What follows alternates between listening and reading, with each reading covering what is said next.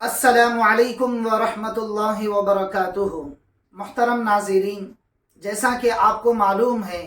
کہ رمضان المبارک کا بابرکت مہینہ اپنے 2 عشرے مکمل کر چکا ہے اور تیسرے عشرے میں داخل ہو چکا ہے۔ محترم ناظرین، آئیے آج ہم سمجھتے ہیں کہ رمضان المبارک کے پہلے عشرے میں کیا کیا خصوصیتیں اور کیا کیا اللہ تبارک و تعالیٰ نے راز کی چیزیں رکھی تھیں، اور دوسرے عشرے میں اللہ تبارک و تعالیٰ نے کیا کیا راز کی باتیں اور کیا کیا راز و نیاز کی چیزوں کو اللہ تبارک و تعالیٰ نے پوشیدہ رکھا تھا، اور تیسرا عشرہ جس میں میں اور آپ داخل ہو چکے ہیں اور اس کا 21واں روزہ اور تیسرے عشرے کا پہلا روزہ ہم شروع کر چکے ہیں۔ محترم ناظرین، آئیے سمجھتے ہیں کہ اللہ تبارک و تعالیٰ نے اس تیسرے عشرے میں کیا کیا چیزیں بطور راز کے رکھی ہیں۔ تو سب سے پہلی چیز جو ہمیں خاص اہتمام کرنے کی چیز ہے وہ تیسرے عشرے میں لیلۃ القدر کی تلاش ہے، جس کے بارے میں قرآن کریم میں اللہ رب العزت نے بہت سی جگہوں پر اس رات کی خصوصیتوں کو ذکر فرمایا ہے، جیسے انا انزلناہ فی لیلۃ القدر وما ادراک ما لیلۃ القدر لیلۃ القدر خیر من الف شہر۔ اللہ رب العزت ارشاد فرماتے ہیں کہ ہم نے جو قرآن کریم جو مکمل کیا ہے وہ اسی بابرکت رات میں کیا ہے، اور اسی بابرکت رات میں ہم نے قرآن کریم کو اتارا ہے۔ تو سب سے پہلی چیز تیسرے عشرے کی جو ہمیں سمجھ میں آتی ہے، اس رات کے اندر اللہ رب العزت نے دنیا کی سب سے پاکیزہ اور پوتر قرآن کریم کو اللہ تبارک و تعالیٰ نے اتارا ہے،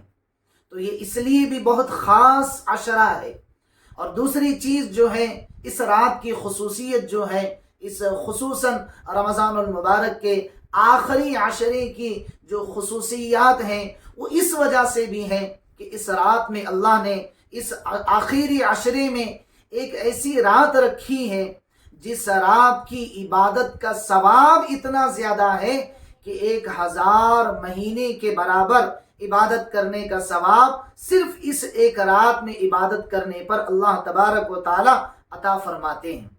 تو محترم ناظرین، ہمیں کوشش اس بات کا کرنا ہے، اس بات کا اہتمام کرنا ہے کہ ہم اس مہینے کی اور خصوصاً رمضان المبارک کے اخیر عشرے کی طاق راتوں میں اللہ تبارک و تعالیٰ کے حضور اور ان کے دربار میں عاجزی اور راز و نیاز، اور اسی طریقے سے اللہ تبارک و تعالیٰ کے دربار میں مانگنے کے درجے میں اور اللہ تبارک و تعالیٰ سے دعاؤں کے خاص اہتمام کے ساتھ ہماری یہ رمضان المبارک کے اخیری عشرے کی طاق راتیں گزرنی چاہیے۔ اور یہ لیلۃ القدر جو ہے، رمضان المبارک کی لیلۃ القدر اور خصوصاً اخیر عشرے کی جو رات ہے، یہ اس اخیر عشرے میں اس رات کے ہونے کے بہت زیادہ امکانات ہیں، بہت زیادہ امکانات اس اخیری عشرے میں لیلۃ القدر کی رات کے ہونے کے امکانات زیادہ ہیں۔ تو اس لیے محترم ناظرین، ہم اس رات میں خاص کر کے عبادتوں کا زور کریں، تلاوت قرآن کریم کا زور کریں، اور اسی طریقے سے ذکر اور اذکار کا اہتمام کریں، اور اسی طریقے سے ایک خاص عبادت جو اس اخیر عشرے میں کی جاتی ہے وہ اعتکاف کی عبادت ہے۔ اور اعتکاف کے سلسلے میں گزشتہ کل ہمارا یہ درس مکمل ہو چکا ہے، اور اس کے کیا کیا فضائل ہیں، اس کی کیا کیا قسمیں ہیں، اور اس میں کن چیزوں سے پرہیز کرنا چاہیے، اور اعتکاف کی کتنی قسمیں ہیں، یہ ساری تفصیل سے باتیں ہمارے گزشتہ ایپیسوڈ میں اعتکاف کے فضائل کے سلسلے میں گزر چکا ہے۔ اگر ابھی تک آپ نے وہ کلپ نہیں دیکھا ہے تو آپ ضرور ہمارے چینل مولانا جاوید آفیشیل پر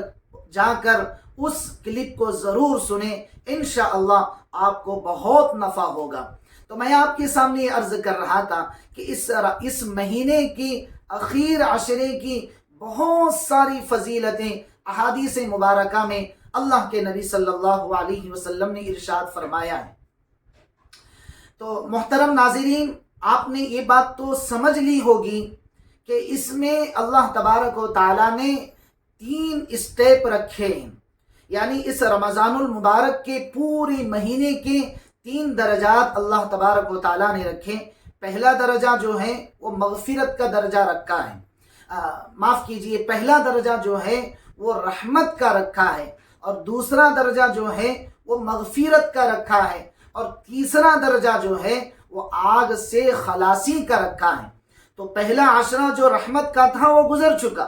دوسرا عشرہ جو مغفرت کا تھا وہ بھی گزر چکا، اب تیسرا عشرہ جو ہے وہ آگ سے آزادی کا عشرہ ہے، جہنم سے خلاصی کا عشرہ ہے۔ تو ہمیں خاص کر کے اس مہینے میں اور خصوصاً اس اخیری عشرے کی طاق راتوں میں جہنم سے پناہ مانگنی چاہیے،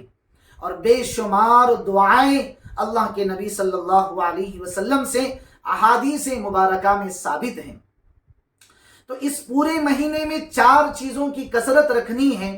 پہلی 2 چیزیں ایسی ہیں کہ جس کے اہتمام سے ہمارے لیے دنیا اور آخرت کے بہت فائدے ہیں، اور 2 چیزیں ایسی ہیں کہ جس کے بغیر ہمیں چارہ کار نہیں۔ تو پہلی 2 چیزیں جس کی بہت زیادہ کثرت ہمیں کرنی ہے وہ نمبر 1 پر ہے کلمہ طیبہ کا اہتمام ہے، زیادہ سے زیادہ کثرت کے ساتھ کلمہ طیبہ کو پڑھنے کا اہتمام کرنا چاہیے، اور دوسری چیز جو ہے استغفار کا اہتمام ہے۔ بہت زیادہ فوائد رمضان المبارک میں استغفار کے احادیث نبویہ علی صاحبہا الصلاۃ والسلام کے وارد ہوئے ہیں، اور جو 2 چیزیں جس کے بغیر ہمیں چارہ کار نہیں، ان 2 چیزوں میں سے پہلی چیز ہے